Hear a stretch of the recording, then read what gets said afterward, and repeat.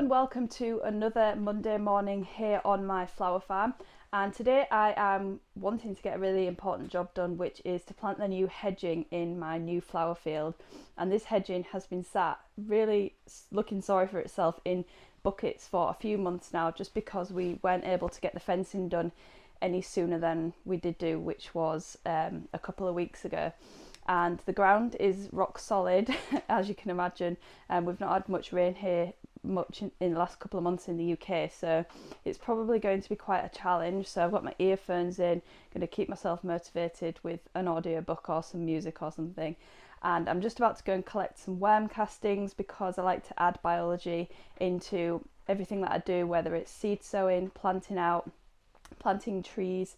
I'm going to be probably dropping a little bit of worm castings into the hole that I've dug for my little trees, and luckily they're only little plugs, so I'm not going to have to dig too much of a big hole for those trees. But I have been watching Richard Perkins' YouTube channel, and I have seen that he's mentioned a couple of times about the importance of the right size hole for the tree, and the bigger hole you dig, usually the better looking the tree looks as time goes on. So I want to keep in mind that if I dig a bigger hole, the tree will probably do better as well. So I'm going to find a happy medium between how hard it's going to be to dig the hole and benefits for the tree. So I'm going to grab my worm castings, grab the lawnmower and head over to the back flower field. So I'm just in the worm room where I keep all of my worms, and I am just grabbing some worm compost from this IBC container here. And usually what I do is I scrape away the top layer of worm castings, just where most of the worms are going to be active, and I will get the worm compost from down below, because I don't want to collect too many worms, but I also can't be bothered to sieve it out at the moment, so it's just going to have to be this raw material. And it's fine using this chunkier stuff for what we're doing today, but if I was doing seed sowing, obviously I would sieve it out and be a little bit more vigilant about it.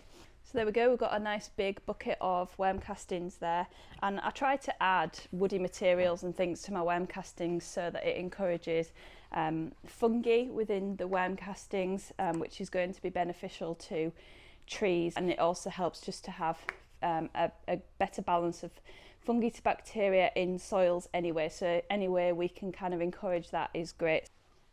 I've got a chicken hospital going on at the moment in my workshop because this chicken was looking a little bit lethargic, wasn't really acting herself, and I've felt her crop and she hasn't really got much food going on inside her crop. So I've brought her in here. She's got some garlic water, she's got some kimchi, she's got some oregano and some chicken food, and hopefully she will start fattening up soon because she is feeling a little bit skinny as well. So she's in isolation at the moment until I feel like she's ready to be back in with the rest of the chicken crew.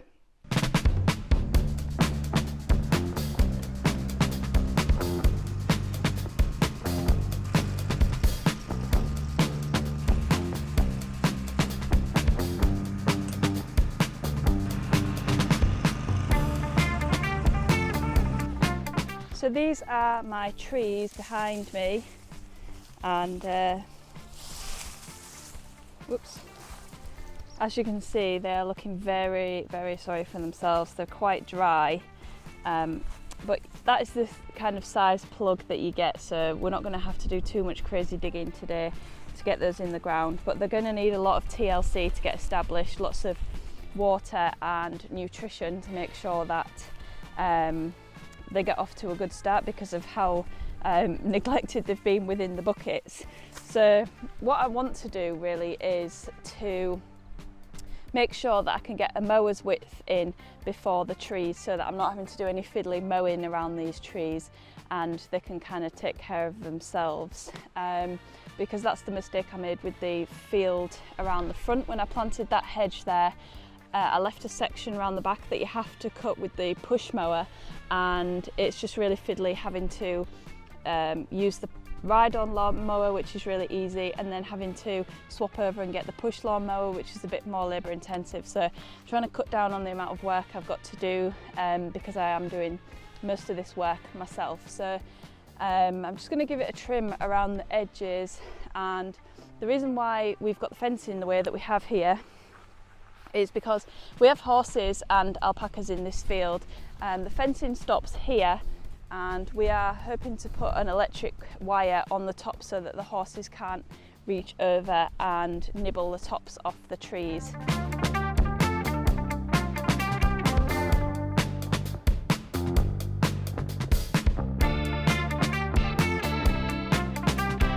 I am just soaking my trees in some water, and I also put a little bit of humic acid and seaweed feed in there just to give them a little bit of a boost. So I'm just waiting for them to soak up a little bit more water before I put them in the ground. And I just wanted to let you know where I got my trees from, how much they cost, etc. So I got them from the Woodland Trust, and I got a pack, I think it's 105 trees, and it's a wildlife mix, so it should give a variety of wildlife food and shelter as per the varieties in this mix. So what is in the mix? 30 hazel trees, 15 silver birch, 15 rowan trees, 15 sessile oak trees, and 30 blackthorn trees. Hazel trees provide food for small mammals such as dormice and squirrels, as well as a variety of birds. Silver birch provides food and habitat for 300 different insect species. Woodpeckers, that would be cool to have a woodpecker. I don't think we've got any around here. Sessile oak has green catkins and red flower buds that turn into acorns. This tree offers a habitat for more than 280 species of insects, food for birds and other predators. English oak supports more life than any other UK native tree. That is cool. Rowan produces bright red berries in the autumn, which is a good source of food for birds.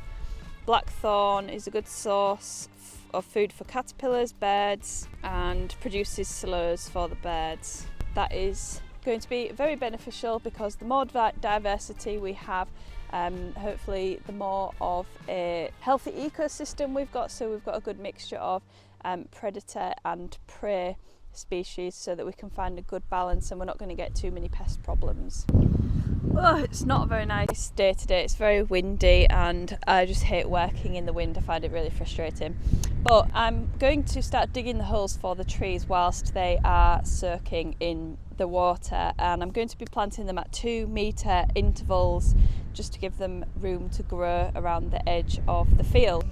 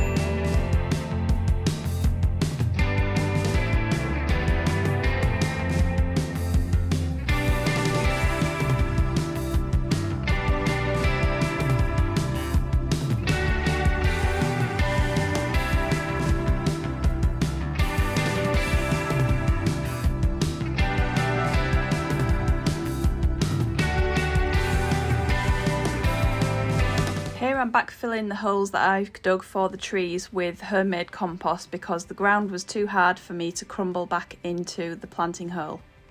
I have been in for my lunch, I've come back out and it's pouring it down with rain now, which I'm not that bothered about because I'm just happy that it's raining, and I've only got about 4 or 5 trees left to plant.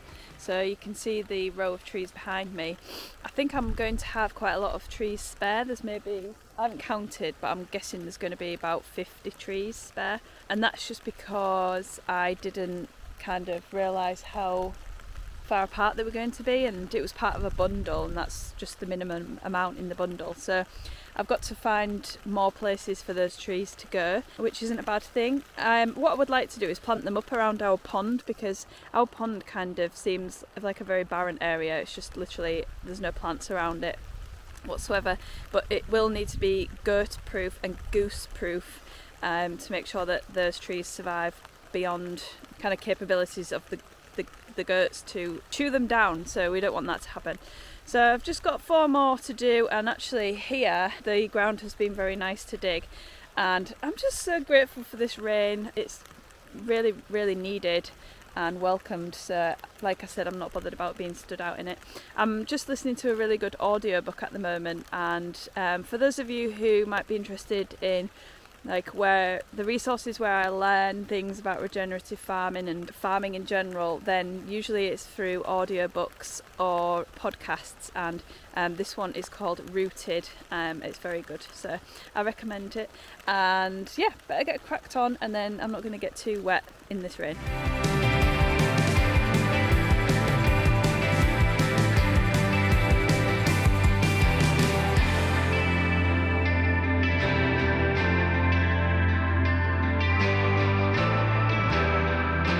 Well, I've got 45 trees planted, and that is 45 more than there were here before, and I'm just really glad that I got them in today when it's raining. So depending on how much rain we have, I might not come back and water them, but it's definitely something that's important to do, is water them.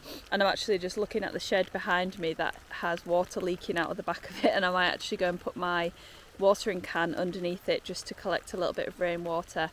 And then we're a bit closer to the source, then put rainwater on these trees, and hopefully they will grow nicely. And it's kind of interesting to think that these trees potentially are going to be here a few hundred years down the line, especially the oak trees. And it's nice to think that something that I've planted here is going to live well beyond me. Just thinking about what the future holds for this farm and the trees that I've just planted today. So getting a little bit philosophical there, but you can't help it when you're planting life that's potentially going to live well beyond you. So going inside, I'm going to get dry. Thanks so much for watching this video, guys. I hope you enjoyed it, and I'll see you on the next one.